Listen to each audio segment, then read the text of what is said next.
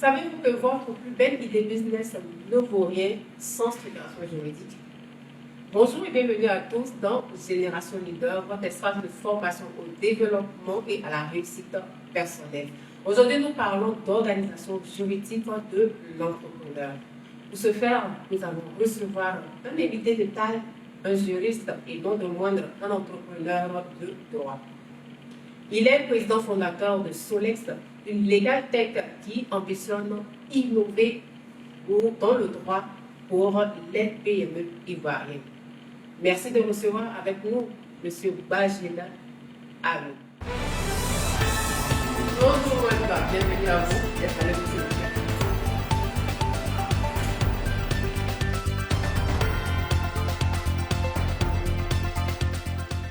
Alors, bienvenue à vous, M. Bajil. Merci, Madame Kassi. Merci d'avoir accepté notre invitation. Merci, c'est moi qui vous remercie. D'accord. Est-ce que vous pouvez vous présenter à notre auditoire? D'accord.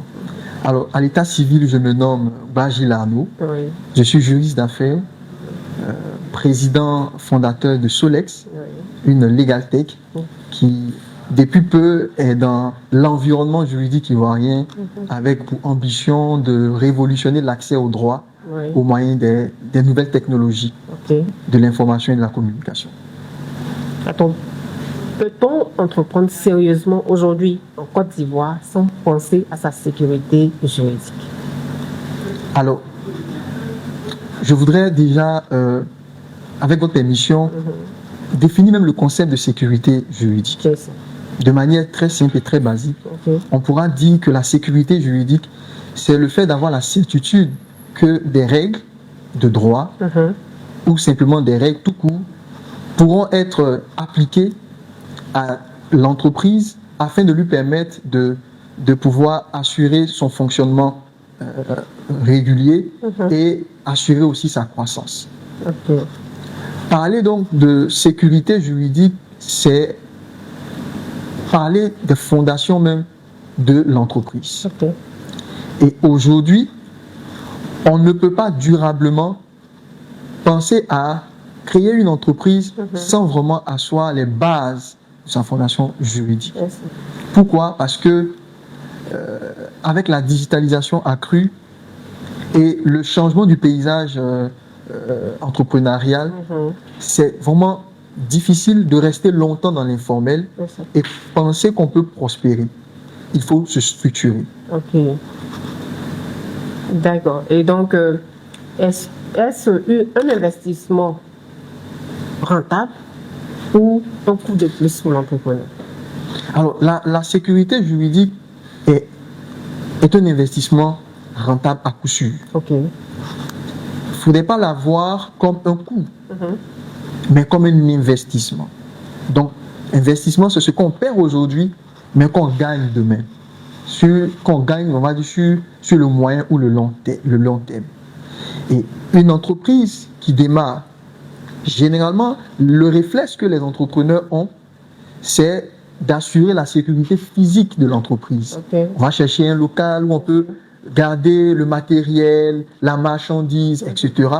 On doit même aller jusqu'à assurer la sécurité électronique. Okay. Mettre caméra, souvent contracter avec une maison de sécurité pour qu'on ait des personnes en présence pour éviter de se faire voler. Oui. Mais on oublie un capital invisible qui est la sécurité juridique. Et pourtant, sans sécurité juridique, on peut faire du business, mais arriver à un moment donné, tout ce que l'on a acquis, on peut le perdre en un clin d'œil. Alors, peut-on réussir dans l'informel? Je vais vous donner une image, Madame Kassi. On peut réussir dans l'informel parce qu'on a des modèles de réussite dans le secteur informel. Des personnes qui n'ont jamais structuré leur activité commerciale, mais qui ont réussi à faire de grosses ventes ou qui ont eu du succès entrepreneurial. Mais être dans l'informel, Madame Kassi, c'est un peu comme rouler à vive allure dans une voiture sans mettre sa ceinture de sécurité. Jusque-là, tout peut aller pour le mieux, mais il suffit qu'il y ait un petit choc ou au moins un choc et les dégâts seront vraiment parfois irrattrapables. Donc, on peut être dans l'informel, mais jusqu'à un certain seuil, il est impossible de pouvoir aller au-delà. Et je vais vous donner un exemple concret. Par exemple, une entreprise qui est dans l'informel, un entrepreneur qui est dans l'informel, et pour qui l'activité se développe bien et qui arrive à obtenir un marché à 8-9 chiffres. Donc, c'est vraiment une opportunité. Mais la condition pour exécuter le marché, on lui demande un registre de commerce, on lui demande une attestation de régularité fiscale, on lui demande les derniers PV d'Assemblée Générale. Bref, on lui demande la documentation qui permet d'établir que son entreprise ou son activité est bel et bien structurée et que dans l'exécution de ce gros marché, on peut lui faire confiance. On va même lui demander son siège. Donc, pour dire qu'il y a un plafond au-delà duquel celui qui agit dans l'informel ne peut pas faire grandir son activité. Donc, la sécurité juridique devient un plafond de verre. C'est ça. Il faut à un moment donné penser systématiquement à se structurer en tant qu'entrepreneur. D'accord. Et quelle négligence de la part d'un entrepreneur peut être préjudiciable, si je peux dire, à long terme? Alors, il y a plusieurs négligences qui sont très coûteuses, mais je vais en citer deux. La première négligence mortelle qu'un entrepreneur doit absolument éviter, c'est la confusion de son patrimoine personnel avec celui de l'entreprise. Les PME en Côte d'Ivoire ont un taux de mortalité très élevé en raison de cette négligence, on va dire au départ. Confusion entre le patrimoine personnel du dirigeant de l'entrepreneur avec le patrimoine de l'entreprise. Même quand on exerce en tant qu'entreprise individuelle, il faut arriver à faire le distinguo. Deuxième négligence coûteuse, c'est lorsque on est dans une entreprise, une activité commerciale où on est plus d'une personne. Donc, à partir de deux propriétaires de l'activité, donc une fois qu'on est associé à quelqu'un, l'erreur qu'il ne faut pas commettre, la négligence qu'il ne faut pas commettre, c'est de ne pas écrire la manière dont les rapports business devront vraiment être conduits pour éviter des blocages. Et malheureusement, dans mon parcours de juriste d'affaires, des entreprises qui avaient le potentiel de devenir des géants n'ont pas pu aller plus loin pour des querelles internes. Parce que les associés, qui étaient des amis, qui étaient des collègues, ont négligé de structurer leur rapport en tant qu'associés dans des pactes d'associés ou dans des statuts bien rédigés qui permettent de savoir qui fait quoi, à quel moment et comment on décide en cas de blocage, par exemple, s'il y a une décision stratégique à prendre. C'est ça, ça permet de faire la part des choses. Tout à fait. Tout à fait. D'accord. Donc, de votre expérience, quels sont les 3 signaux qui devraient alerter un entrepreneur, qui devraient lui dire que c'est le moment de se structurer? D'accord. Alors, le premier signal qui doit amener un entrepreneur à dire que c'est maintenant que je dois structurer juridiquement mon entreprise, lorsqu'il décide d'embaucher du personnel. Donc, dès l'instant où vous avez un employé permanent, il faut penser structuration. Pourquoi? Parce que le droit social ivoirien ne pardonne pas. Et je peux vous assurer que l'une des causes ou des causes principales de perte financière pour des entreprises, c'est le contentieux social ou le contentieux de la sécurité sociale. C'est là où l'employeur, donc l'entrepreneur ou l'entreprise, peut perdre facilement de l'argent. Premier signal, l'embauche d'un employé. Le deuxième signal, lorsque par exemple une entreprise fait régulièrement un chiffre d'affaires mensuel de 5 millions ou plus, il faut penser à se structurer parce que vous êtes dans le radar des impôts. C'est ça. Vous êtes vraiment dans le radar des impôts et en cas de contrôle fiscal, vous pourriez faire l'objet de redressement. Et puis troisième signal, c'est lorsque vous ne parlez plus je, mais vous parlez nous. Par exemple, vous avez un nouvel associé qui vient d'entrer dans le capital de l'entreprise, ou bien vous avez un investisseur qui n'est pas entré dans le capital, qui est hors capital, mais qui fait un apport avec une attente de retour sur investissement, dès l'instant que vous parlez nous, ou bien vous avez eu un concours bancaire pour pouvoir booster votre activité, ça peut être une microfinance, ça peut être une banque, etc., vous devez systématiquement vous structurer parce que là où il y a plus d'une personne, il y a potentiellement la survenance de litiges ou de différends. Donc on peut dire que la structuration juridique permet de se protéger contre les contrôles, les litiges et puis les conflits internes. Effectivement. D'accord, merci beaucoup. Alors, pourquoi copier le statut juridique des entreprises déjà existantes? Déjà, c'est une erreur stratégique. Okay. Parce que chaque business a sa réalité et le porteur de projet, on va dire le promoteur ou le visionnaire, doit choisir le statut juridique, son statut juridique selon les ambitions, son ambition ou ses ambitions entrepreneuriaux, selon le secteur d'activité, parce qu'il y a des secteurs d'activité qui présentent des risques beaucoup plus élevés que d'autres, et en fonction du niveau de risque, il y a des formes juridiques qui sont plus adaptées, soit en raison de leur agilité ou de leur rigidité. Donc l'erreur de plusieurs entrepreneurs, malheureusement, a été souvent de faire du copier-coller. On vous rappellera que la forme juridique ou le statut juridique d'une entreprise, c'est un peu en quelque sorte le costume d'affaires. Et quand on parle de costume, il faut du sur-mesure. Donc au moment de la création, c'est vraiment important de s'attacher les services d'un spécialiste en création de sociétés commerciales ou un spécialiste en gouvernance pour pouvoir vous dire en fonction de la taille de votre entreprise, du projet que vous avez, du secteur d'activité, quel est le statut juridique qui est adapté. D'accord, donc il n'y a pas de modèle clé pour tout le monde. C'est en fonction de ton activité, en fonction de tes ambitions qu'il faut choisir le statut. Effectivement. Merci. Et en fonction aussi du capital de démarrage. Alors, vous avez parlé tout à l'heure de faire la différence entre le patrimoine personnel du fondateur de l'entreprise et le patrimoine de l'entreprise. Alors, vous pouvez entrer un peu plus en profondeur pour pouvoir voir comment le cadre juridique protège cet entrepreneur-là. Très bien. Alors, il y a le fait qu'une entreprise donc, commerciale, une société commerciale, lorsqu'elle est constituée, elle a une personnalité juridique qui est distincte de son fondateur. Okay.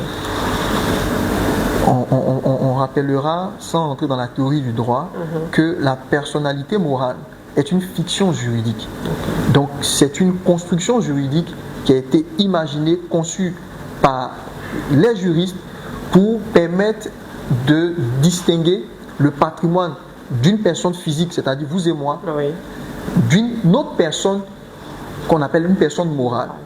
Et généralement, lorsque un entrepreneur opte pour la forme sociétaire, c'est-à-dire la forme de société, pour l'exercice de son activité commerciale, il a choisi délibérément de séparer son patrimoine du patrimoine de cette société qu'il va créer.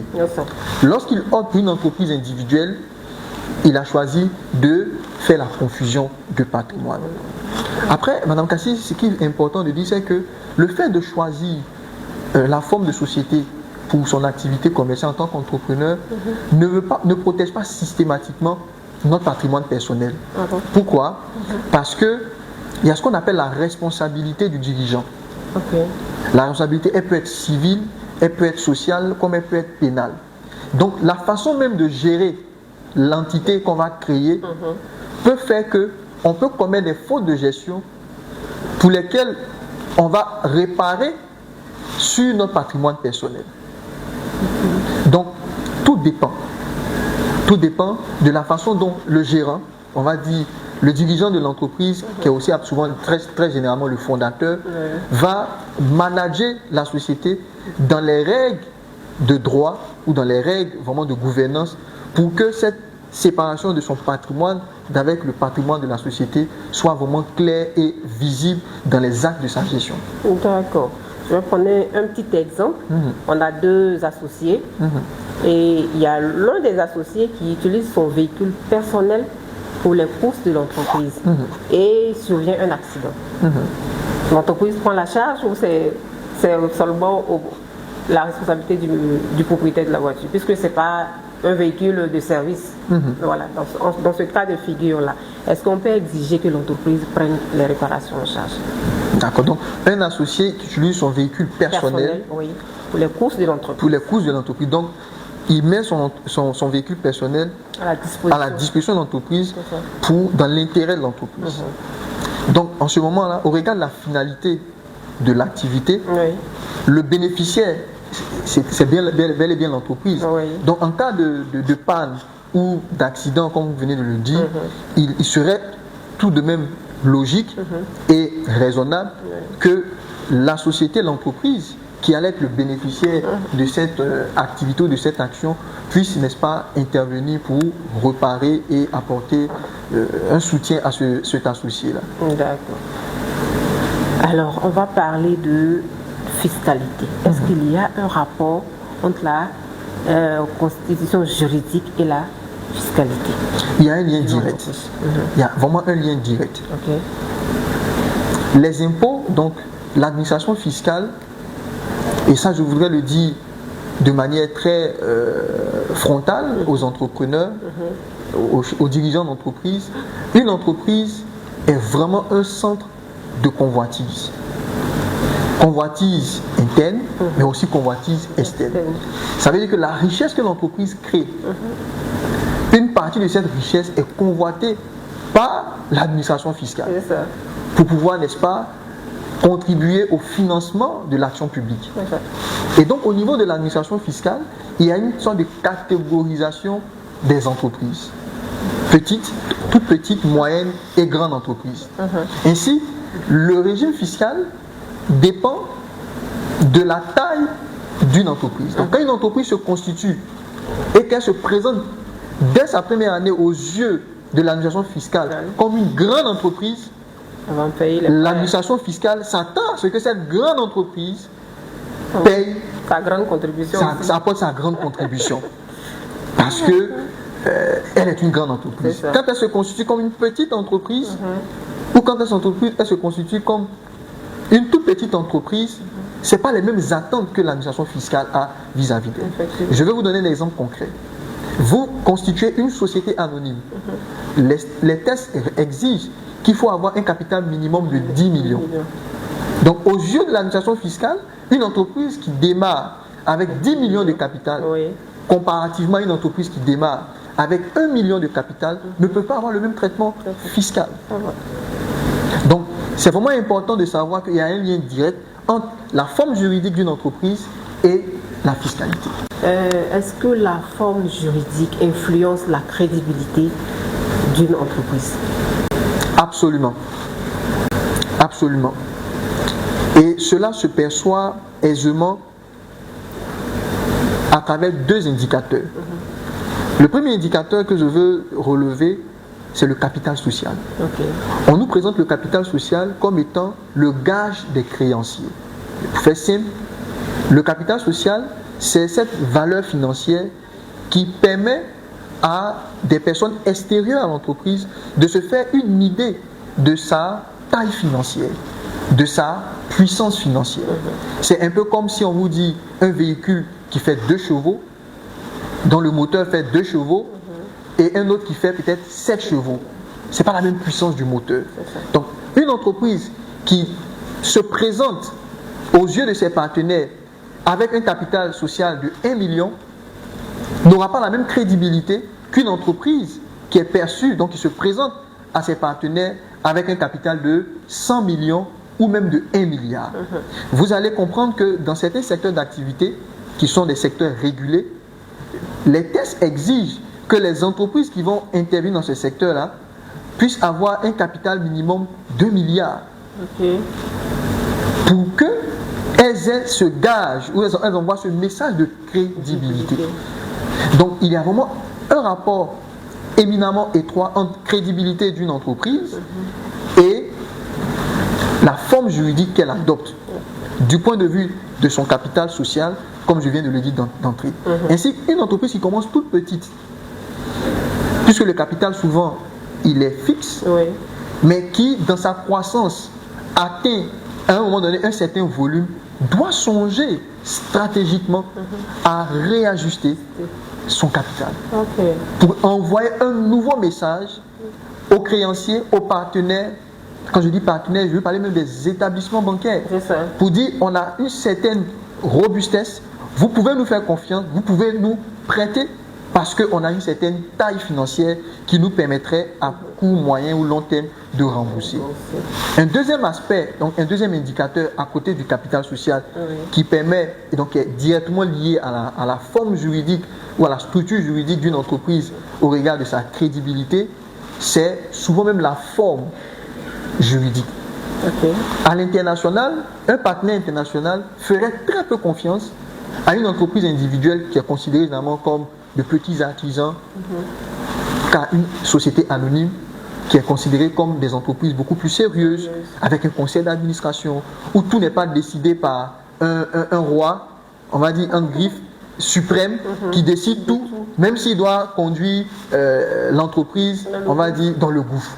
Donc, certaines structures internationales, certaines entreprises ou certaines multinationales sont plus à l'aise à travailler, à collaborer avec des entreprises qui se structurent par exemple sous la forme de sociétés anonymes avec des conseils d'administration et qui ont un fonctionnement beaucoup plus dense et plus stable. Donc, ce qui veut dire que les investisseurs ne regardent pas l'idée, mais la solidité juridique de l'entreprise. Ils regardent les deux. Les deux. Mais dans un ordre d'idée, on va dire simplement que l'idée est ce qui attire l'investisseur.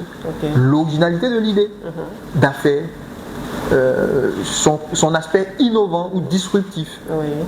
Mais ce qui va après amener l'investisseur à décider d'investir ou pas dans l'idée, c'est la solidité juridique qui, n'est-ce pas, sous-tend ou bien qui va porter cette idée-là. Donc on va dire que l'idée, c'est ce qui fait rêver, mais la solidité juridique, c'est ce qui fait signer l'investisseur.